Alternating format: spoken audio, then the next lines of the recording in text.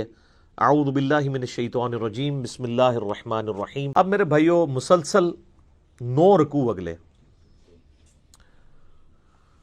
سابقہ امت مسلمہ بنی اسرائیل، ان پہ اللہ تعالیٰ نے فرد جرم عائد کی ہے۔ انتہائی سوز و گداز ہے جی ان 9 رکوعوں کے اندر۔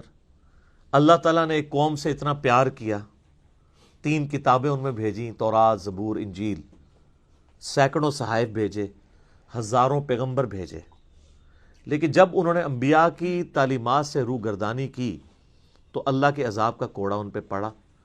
اللہ نے ان کی ہزاروں سال کی جو مسند تھی ان سے لے کے نئی امت اس کی جگہ کھڑی کی، امت محمدیہ صلی اللہ علیہ وآلہ وسلم، اور اس کے سمبل کے طور پہ تحویل قبلہ بھی کر دی، بیت المقدس سے قبلہ چینج کر کے خانہ کعبہ کر دیا۔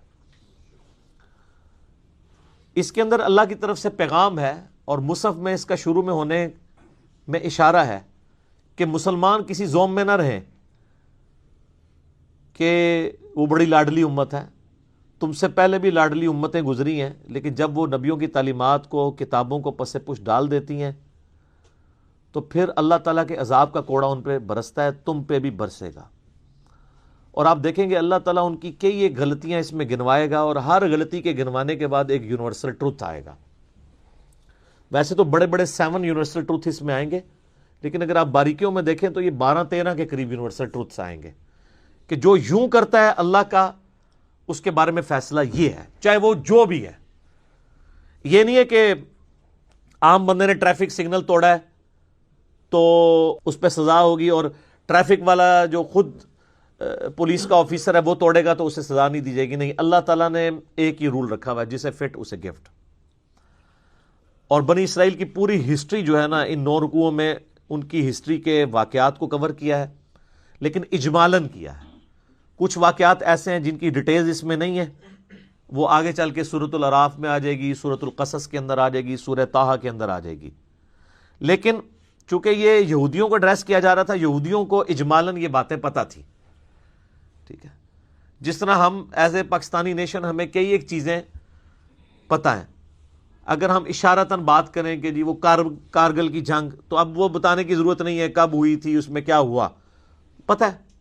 65 کی جنگ، 71 کی جنگ، اس طریقے سے بنی اسرائیل کی ہسٹری میں بھی ان کو ایک چیزیں پتہ تھی، یا مسلمانوں کی ہسٹری میں غزوہ بدر، احد، اس کی ڈیٹیلز نہ بھی ہو، صرف ان کے نام بھی ذکر ہوں تو وہ ایک پورا نقشہ مسلمانوں کے ذہن میں آ جاتا ہے۔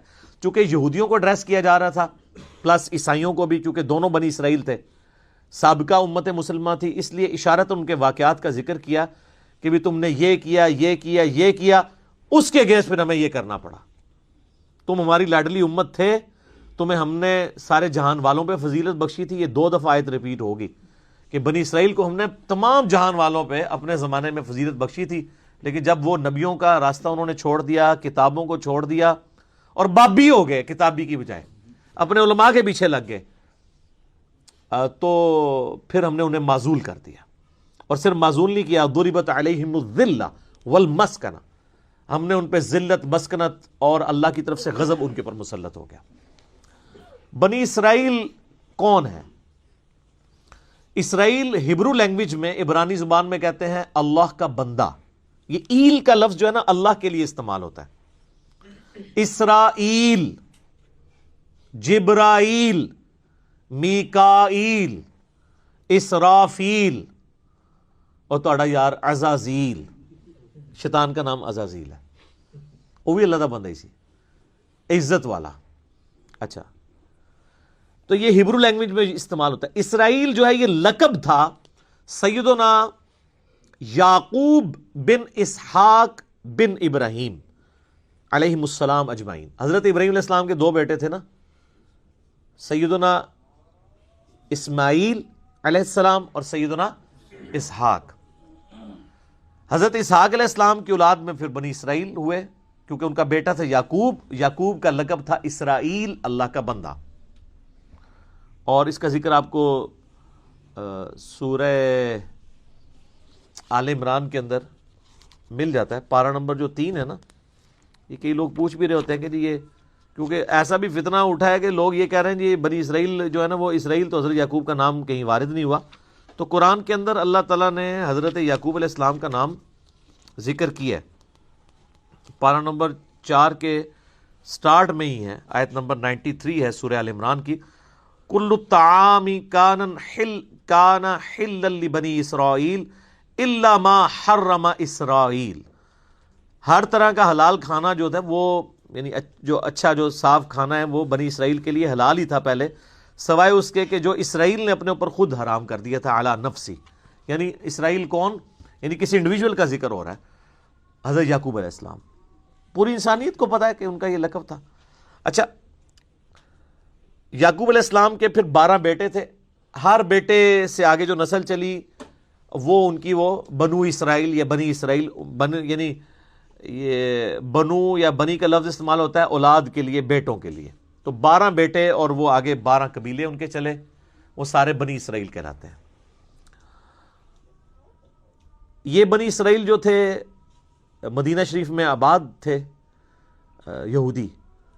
تو ظاہر ہے کہ وہ اللہ تعالیٰ تو ان سے یہ ایکسپیکٹ کر رہا تھا کہ تمہاری کتابوں میں نبی علیہ السلام کی پروفیسیز موجود ہیں, تو تمہیں تو سب سے پہلے ہی قرآن و حدیث کو مان لینا چاہیے. جو ہمارا گلہ شکوہ ہمارے علماء کے ساتھ بھی رہتا ہے کہ یار علماء تو قرآن و حدیث کے نام پہ اپنی عزتیں ویل کر رہے ہیں. اب جب ہم علماء کو بتاتے ہیں قرآن حدیث میں یہ لکھا ہوا ہے تو وہ آگے سے ہمیں جو ہے وہ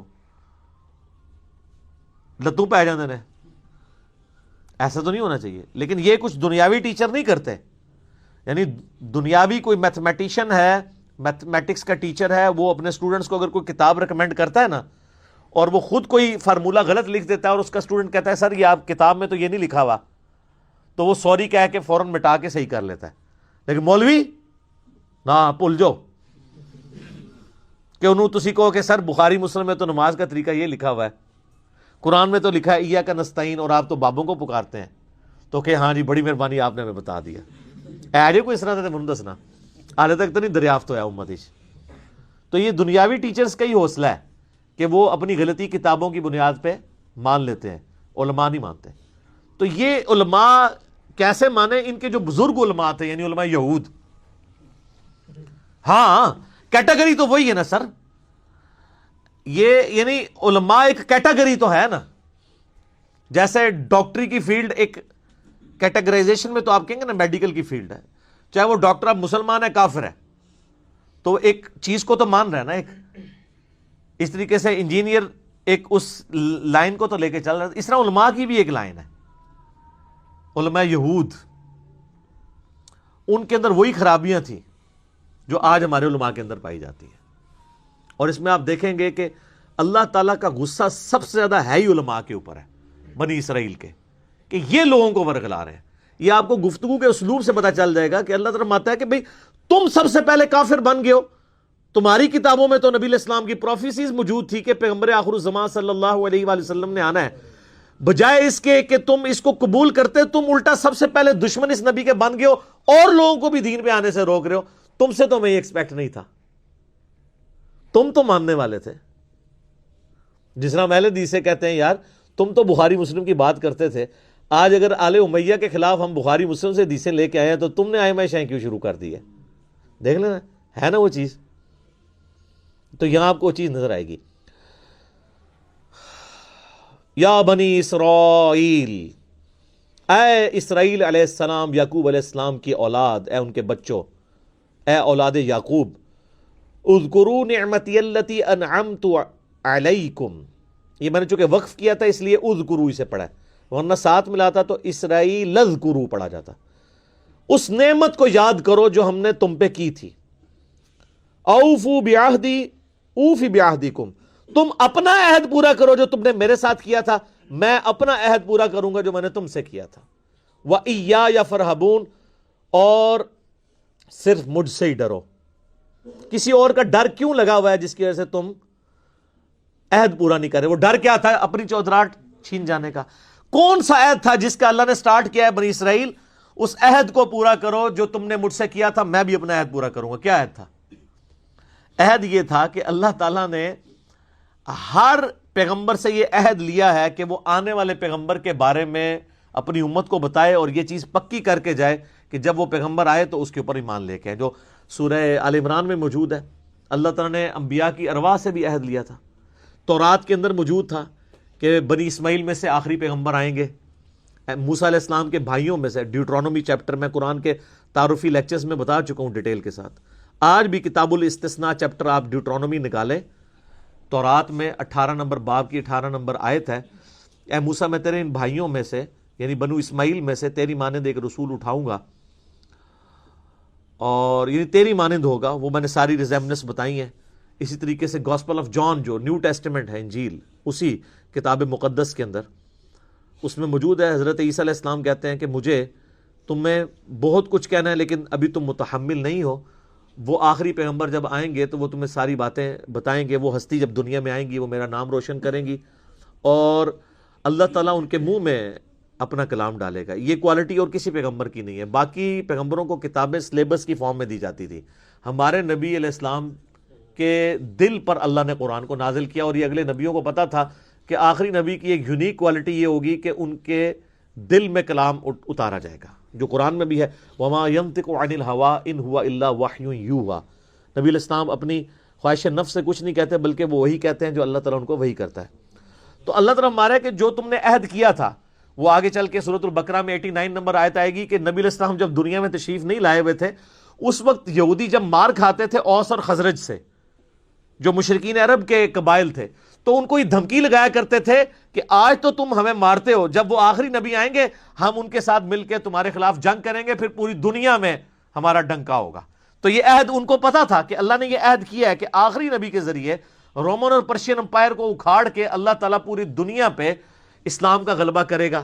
لیکن جب وہ آخری پیغمبر آئے تو وہی یہودی منکر ہو گئے، اور وہ اوس اور خزرج جن کو یہ دھمکی لگایا کرتے تھے انہوں نے اسلام قبول کر لیا۔ تو وہ ہدایت جو ڈائریکٹلی یہودیوں کے لیے نازل ہوئی تھی اس سے انہوں نے تو استفادہ نہیں کیا، لیکن اوس اور خزرج نے کر لیا۔ تو اس سے یہ بات پتہ چلی کہ اللہ کا کوئی رشتہ دار نہیں ہے، ورنہ یہ تو رشتہ داری بنائے بیٹھے تھے نا بنی اسرائیل، 80 ساڑھے ورگے کا کوئی ہو سکتا ہے؟ اللہ نے اٹھا کے پرے پھینکا۔ اور امی جاہل لوگ جن کو امی کہا جاتا تھا، اوس اور خزرج، ان کو اللہ نے دنیا کا امام بنا دیا کتابوں کو ماننے کی وجہ سے۔ یہ بابوں کو مانتے رہ گئے، اپنے علماء یہود کو، یہودی علماء نہیں کہا نا، آگے آپ کو پتا چلے گا وہ کس طریقے سے مخالفت کرتے تھے نبی علیہ السلام کی۔ یہ تو اب 3-4 سپارے چلنے ہی اس کے اوپر ہیں، کیا کیا سازشیں کرتے تھے۔ تو اسی لیے میں کہتا ہوں مولوی اتنی پیڑی شیو ہے کہ نبی بھی موجود ہو، مولوی کے ورگلانے کے اوپر عوام الناس نبی کی بات نہیں سنتی، مولوی کی بات کے پیچھے لگ جاتی ہے۔ تو سر آج اگر مولوی کی بات کے پیچھے لوگ لگے ہوئے ہیں اور کتاب و سنت کو نہیں مان رہے تو زیادہ پریشانی کی بات نہیں ہے۔ علماء یہود کے پیچھے لگ کے 10 یہودی بھی نہیں تھے جو ایمان لائے اور نبی علیہ السلام کی مبارک زندگی میں، اور قرآن حکیم کا کتنا اچھا خاصا حصہ یہودیوں کو ایڈریس کرتا ہے۔ آیات تو نازل ہوئی لیکن فائدہ ان کو کوئی نہیں ہوا۔ فائدہ کس کو ہو گیا؟ دوسروں کو، جنہوں نے ان کتابوں کو مان لیا، ان باتوں کو مان لیا، تعلیمات کو مان لیا۔ تو اللہ کی کسی کے ساتھ کوئی رشتہ داری نہیں ہے، جو کتابوں کو پیغمبروں کو مان لے وہ اللہ کا سگا ہے، اور جو نہ مانے چاہے وہ پیغمبروں کی اولاد بھی ہے۔ یہ بنی اسرائیل کون تھے؟ حضرت یعقوب علیہ السلام، حضرت ابراہیم علیہ السلام کی اولاد تھے، اللہ نے کوئی پرواہ نہیں کی۔ تو خونی رشتہ کوئی کام نہیں آیا جب انبیاء کی تعلیمات کو چھوڑ دیا، چاہے بنو اسرائیل ہوں یا آج بنو اسماعیل ہوں۔ یہ ہمارے جو سید لوگ کہلواتے ہیں یہ بنو اسماعیل ہے نا، ان کے اندر بھی کافی کیڑا گھسا ہوا ہوتا ہے، اور ہمیں کہہ رہے ہوتے ہیں امتی، ایک امتی آیا سی، امتیاں دی یہ گل ہے، ہم ان کے امتی تو نہیں ہیں، امتی تو نبی علیہ السلام کے ہیں، حالانکہ خود بھی امتی ہیں۔ تو ان کے دماغ میں بھی کیڑا آیا ہوتا ہے، تو ان کو یہ بات بتائیں کہ آپ کی نسبت آپ کو کام نہیں آئے گی اگر آپ نے نبی صلی اللہ علیہ وآلہ وسلم کی تعلیمات کی پیروی نہ کی۔ یہاں دیکھ لیں اللہ نے فرمایا تم اپنا عہد پورا کرو، ایک بڑا عہد الستو بربکم قالوا بلا، جو روحوں سے عہد لیا تھا، اور دوسرا عہد جو تمہارے پیغمبر تم سے لے کے گئے تھے کہ پیغمبر آخر الزمان صلی اللہ علیہ وآلہ وسلم کو ماننا ہے۔ آج بھی وہ عہد پورا کر لو، آج بھی تم سے صلح ہو سکتی ہے۔